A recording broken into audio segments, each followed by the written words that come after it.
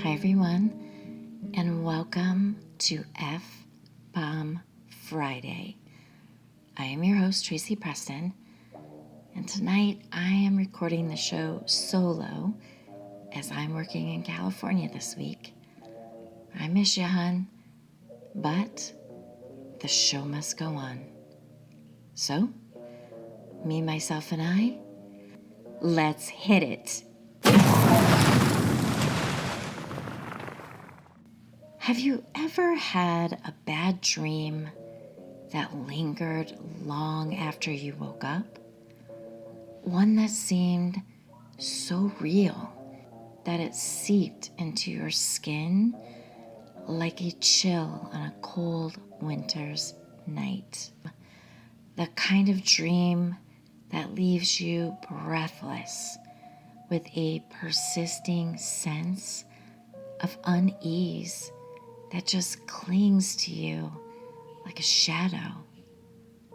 Well, today we are diving in to the darker side of Detroit's folklore, a terrifying urban legend that has been whispered about in hushed tones. It's a story that will make you question what's real, what's myth, and will leave you wondering if the darkness that lurks in the shadows is closer than you think. On today's episode, we will be discussing the Horrible Hag of Detroit, also known as the Demon of Detroit. It was in the 1960s when William Adams moved his family into the small gray house at 5508 Martin Street in Detroit. The Adams family had been living in the home for nearly a year when the children and the family dog seemed to sense that something evil was dwelling in the back bedroom. There was nothing particularly odd about the room, other than it was very small, only enough room for a single bed and a built-in closet in the corner. Because it was so small and at the very back of the house, William thought that the back room would be the perfect place for him to sleep. It would be quiet, and this is exactly what he needed after working the midnight shift at the Cadillac plant. He would not be disturbed by the sounds of playing children, the family dog, or the traffic that always kept him awake at the front of the house. Now, when interviewed by a reporter from the Detroit Free Press, he said, "I still have trouble sometimes sleeping in the daytime." You see, it wasn't long before William began to experience the unsettling effects that the back bedroom seemed to have on him. He went on to tell the reporter, "I started having the most horrible nightmares you can imagine. They would leave me limp with fear because they were just so real. I would find myself sitting in bed, screaming until my throat was sore. One of the dreams was when I found myself opening a door and a mutilated body fell out." Now, these horrific nightmares began to take its toll on William, depriving him of his much-needed rest. He told his wife, Lillian, "If this doesn't stop, I don't know what I'll do. I'm about ready to see a psychiatrist." Even their children wouldn't go near the back bedroom, and the family dog nearly went mad after having been shut in the back bedroom one night, all night. It was only after William started sleeping in the master bedroom again that he was able to get a restful night's sleep. Naturally, he began to associate the nightmares with the back bedroom. He said, "I didn't have any bad dreams when I slept in our bedroom. The nightmares would come only when I slept in that terrible room." Then, in August of 1962, William's grandmother, who lived in Georgia, came to visit and had planned to stay about a week or so with the family so she could enjoy the grandkids. Both William and his wife Lillian assumed his reaction to the back room was isolated to only him. So they gave Grandma the back bedroom to settle into for the week. However, the next morning, when Gran came to the breakfast table, she was visibly shaken and her face was pale. She said, "There are terrible sounds in that room. All night long, I thought someone was trying to break in. I refuse to sleep in that room again." In fact, Grandma became so uneasy in that house that she cut her visit short and returned to Georgia. It was then that Bill and Lillian began to realize that there was something horrible, something sinister about that room. On October 27th, Patterson, a family friend from Georgia, came for a visit. He was to stay a few days. William and Lillian knew that their friend Patterson was a practical, matter-of-fact kind of guy. They decided he would put the room to the test. If Patterson could make it through one night in that back bedroom without anything bad or strange happening, then perhaps they had all just let their imaginations get the better of them. "I didn't know anything about that room," said Patterson. "There was no reason for me to suspect anything, no reason to be afraid.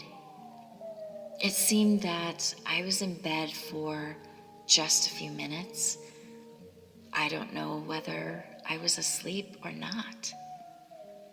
I was facing the wall and then I felt something turn me over. Don't ask me to describe the feeling. All I know is that it rolled me over, and then I saw it standing outside the bedroom door. At first, I thought it was Lillian, but then I started to tremble. It was a woman with long hair. She had her back to me, looking into the kitchen. She was wearing a short fur coat and a kind of blue dress." Patterson yelled as loud as he could, running toward the dark figure. Just as he approached it, every single light in the house went out. He stumbled through the darkness, and moments later, the lights came back on. Soon, Lillian ran into the kitchen. William had left hours before to work the midnight shift. Patterson began to explain what he had seen to Lillian when his words were suddenly interrupted by a blood-curdling scream, a terrible, half-human, half-animal sound, leaving the two standing petrified with fright. Lillian said, "It was nothing I'd ever heard before. And then there was an awful smell that made both of us sick. It was coming from that room where we heard the moaning." Then, as if the otherworldly scream and putrid stench were not enough to scare the living daylights out of them, the heavy trap door in the floor of the utility room lifted itself inches up into the air, then slammed back into place. Beneath the trap door was a rickety set of stairs that led to a partially dug out basement. Finally, after snapping out of their shock of fear, they called the police. Shortly after their arrival, the officers searched the house top to bottom. They discovered nothing that would give any sort of rational explanation as to what Lillian and Patterson had said they witnessed. When William returned home from his long night's work the following morning, his wife and Patterson were awake and waiting. As calmly as they could, they told him about the events from the night before. In the article from the Detroit Free Press, William said, "I'm not the kind of guy who believes in ghosts." Well, at least I didn't then. I'm a grown man with a family. I'd been in the Army. I just couldn't convince myself that there was anything to it. I had to try again and see what would happen. So, when it was time for William to get some rest, he donned his pajamas and headed to the back bedroom. He lay down on the bed and decided that once and for all, he would prove this was all nothing but their imagination. Either that, or there was something very real and very sinister, and they would let the hag have her bedroom, as well as the house. Well, he lay there for quite a while when he thought he heard his wife in the room, but she wasn't. Lillian and Patterson were sitting quietly in the living room. William, thinking it had to be his wife, whispered sharply, "Lil, you better leave the room if we're ever going to get this settled.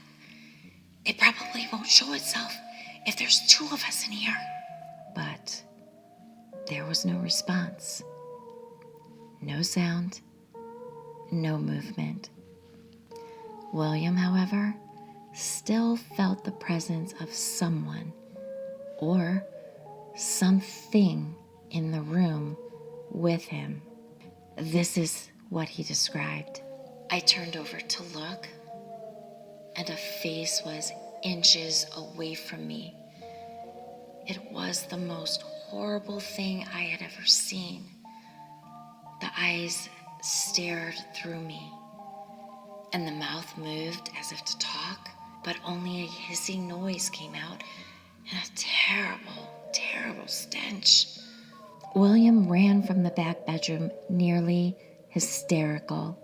He was screaming wildly and ripping handfuls of hair from his head.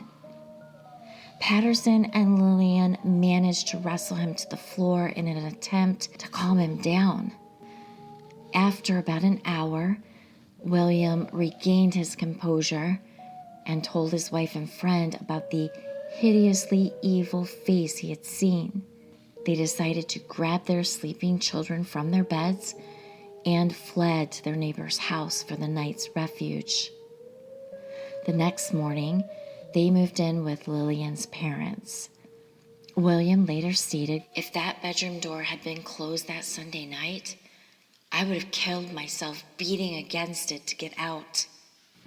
Over the course of a few days, with the help of family and friends, it took several trips, but the couple collected their belongings and settled into a new home.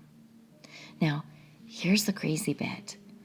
Lillian's brother Leo and her sister Virginia decided that they would stay at the house sometime later just to see for themselves if there was anything to this wild tale of the ugly hag haunting the back bedroom. I stood out in the kitchen, and Leo said he was going to lie down on the bed for 10 minutes in the dark. A few minutes later, I heard this awful groan coming from the bedroom. If it was Leo, I have never heard him make a sound like that before. Then he came rushing through the door into the kitchen with the most horrible and terrifying look on his face, as if he was scared out of his mind. I asked him what he saw, but he wouldn't tell me anything. To this very day, Leo still will not speak of what he witnessed that night in the back bedroom.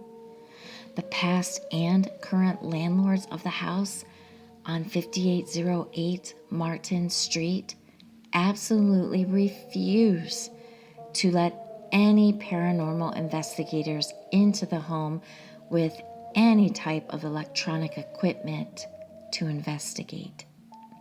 Does the horrible hag still haunt that back bedroom today? Or did she find another home in which to dwell? Perhaps we'll never know. I'll tell you all now that Todd has always had a fear of a horrible witch under the basement stairs in his childhood home. He has a picture of her vividly in his mind to this very day. In fact, he still talks about it. The vision he has of her is the image he made for the show. And I admit, she's quite frightening. And I don't blame you for not wanting to go down those basement stairs, hon. I wouldn't either. Well, thanks for the story, hon. I'm going to close this out. So, lock your doors, lock your windows, and you might want to check under your bed. And I'll just tell you now, after reading this story, I'm not looking. So, thanks everyone, and we will all see you back on Monday.